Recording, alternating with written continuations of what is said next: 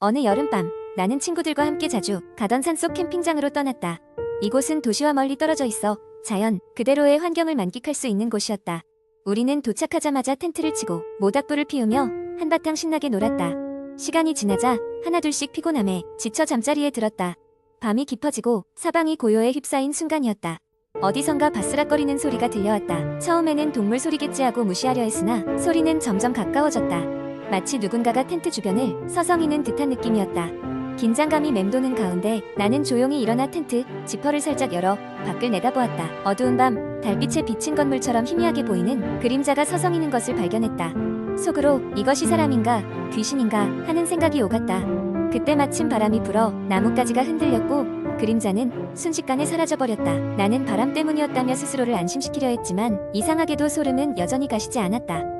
다음날 아침, 어젯밤에 일이 마음에 걸렸던 나는 친구들에게 말을 꺼냈다. 그러나 그들 역시 이상한 소리를 들었다고 하며 하나같이 불안한 표정을 짓고 있었다. 우린 농담삼아 이곳이 귀신의 숲이 아니냐며 웃어넘기려 했지만 어딘가 찜찜한 기분을 떨칠 순 없었다. 그날 저녁 우리는 캠프파이어를 하며 장작, 도둑에 대한 이야기를 나누었다. 이곳에는 옛날의 목재업자가 숲을 다 뒤지며 장작을 도둑질해 갔다는 전설이 전해 내려오고 있었다. 그 이야기를 들으며 이상하게도 어젯밤 그 그림자가 떠올랐다. 왠지 모르게 소름이 돋았다.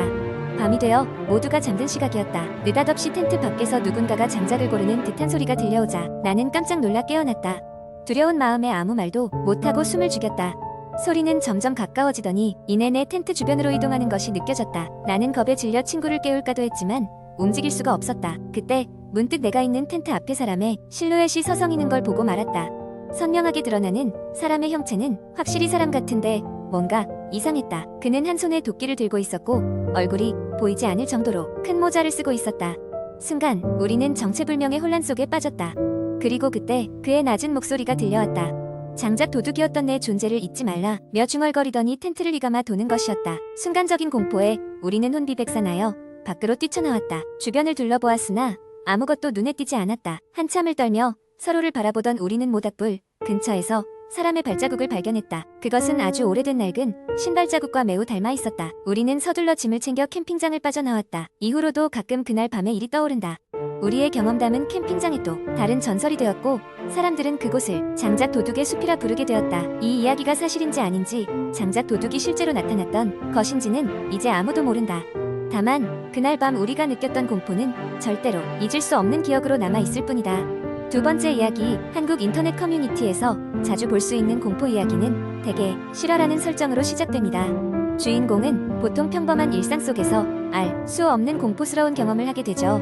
다음은 그런 유령의 긴 공포 이야기를 작성해 보겠습니다. 어느 여름밤, 나는 대학 기숙사에서 홀로 남아있었다.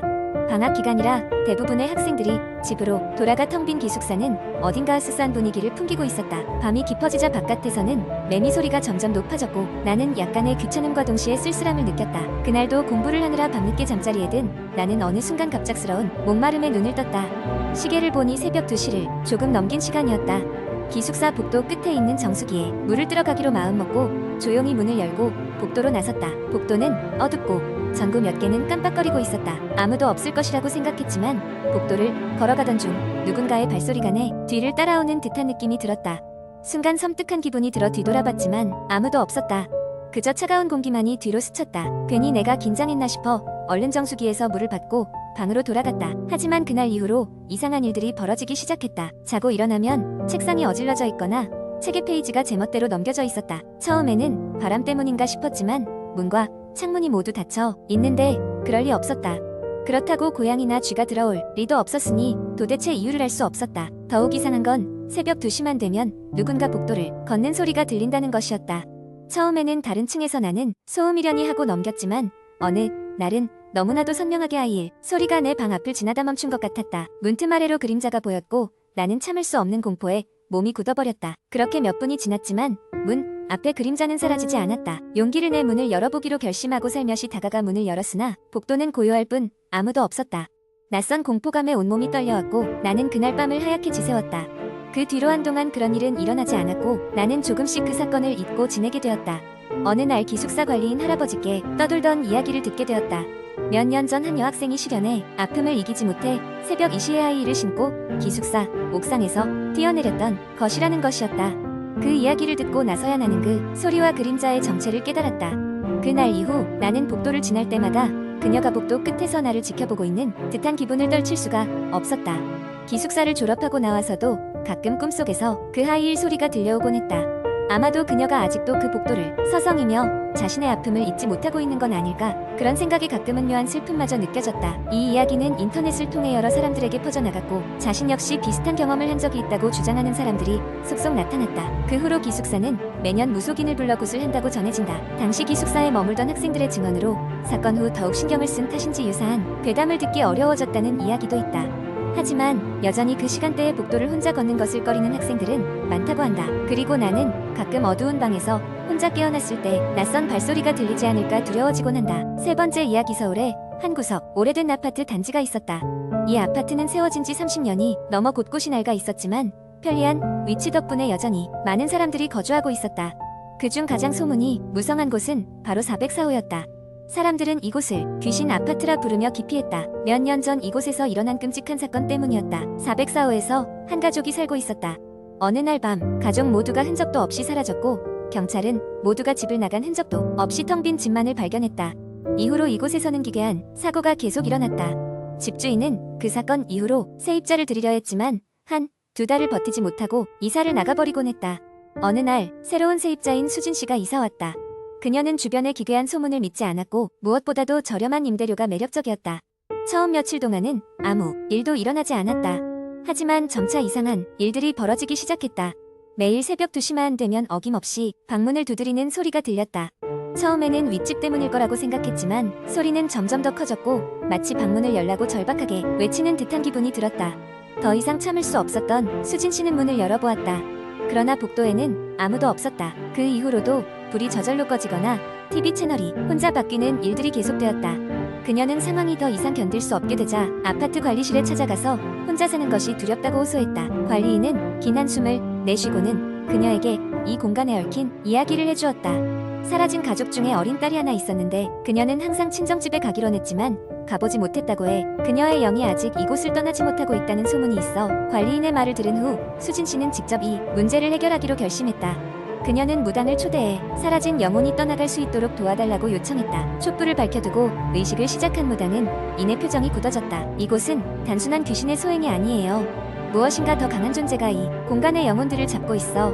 그녀는 의식을 더욱 강하게 진행했고 갑자기 강한 바람과 함께 모든 불이 꺼졌다. 그 순간 수진 씨는 자신의 귀에 누군가가 속삭이는 것을 들었다. 너무나 차갑고도 슬픈 목소리였다. 도와줘. 엄마와 아빠를 찾을 수 없어요. 수진 씨는 더 이상 참을 수 없어 아파트를 떠나기로 결정했다. 그리고 며칠 후 404호는 다시 빈집이 되었다. 수진 씨 이후로도 여러 사람들이 그곳에 들어왔지만 모두 얼마 가지 못해 떠났다. 그리고 지금도 404호의 문은 늘 잠겨있고 그곳을 지나가는 사람들에게는 이상한 기운이 느껴진다는 소문이 돈다. 누구도 그곳에 오래 머물지 않지만 어느 밤 깊은 시간 복도에선 여전히 누군가 문을 두드리는 소리가 들린다고 한다. 결국 이 아파트는 철거되고 새로운 건물이 들어섰지만 여전히 그 자리 주위에는 아무런 건물도 세워지지 않았다. 몇몇 사람들은 그곳을 지나칠 때마다 뛰어노는 어린아이의 웃음소리를 듣곤 한다고 말한다. 그리고 곧바로 귀기를 느끼며 빠르게 그 자리를 떠나곤 한다. 이러한 이야기는 시간이 지나도 잊혀지지 않고 인터넷에 떠도는 도시괴담으로 남아 지금도 누군가에게 공포의 밤을 선사하고 있다. 네 번째 이야기. 어느 조용한 시골 마을에 유민이라는 소녀가 살고 있었습니다. 그녀는 매일 아침 일찍 숲을 지나 학교에 다녔습니다. 그 길은 대체로 조용했지만 이상하게도 몇 달 전부터는 이상한 일이 자꾸 벌어지곤 했습니다. 유민은 숲을 사이에서 왠지 모를 시선을 느끼곤 했습니다. 주변에는 아무도 없었기에 그녀는 이윽고 그것을 단순한 기분 탓이라 여기고 지나쳤습니다. 어느 날 아침 유민이 학교로 향하던 중 길가에 놓인 낡고 누더기 같은 인형을 발견했습니다. 이상하리만치 매력적인 그 인형은 빨간 눈동자를 가졌습니다. 무언가에 홀린 듯한 기분으로 유미는 인형을 집어들었습니다.